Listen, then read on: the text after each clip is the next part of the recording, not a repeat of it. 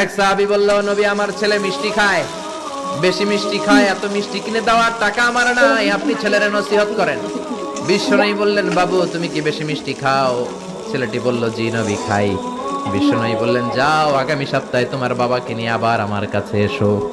বিশ্বনবী পরের সপ্তাহে ছেলেরে বললেন, ও ছেলে মিষ্টি বেশি খেও না, এত বেশি মিষ্টি খাওয়ার টাকা দেওয়ার টাকা তোমার বাবার নাই, কম কম খাবা, তাহলে তোমার বাবার উপর ihsan হবে। ছেলের বাবা বলল, নবী এই কথা তো গত সপ্তাহে বলতে পারতেন। বিশ্বনবী বললেন, কেমন করে বলি, কারণ আমি নবী তো মিষ্টি পছন্দ করি। এক সপ্তাহের ব্যবধানে নিজের অভ্যাসটাকে পাল্টালাম, মিষ্টি কম কম খাওয়া শুরু করলাম, আগে নিজে আমল করলাম, তারপরে তোমার ছেলেরে বললাম। সুবহানাল্লাহ। বাড়িতে যে কি রহমতের নবী, কি বরকতের নবী, নিজে কিছু আমল না করে অন্যরে বলতেনই না। সুবহানাল্লাহ।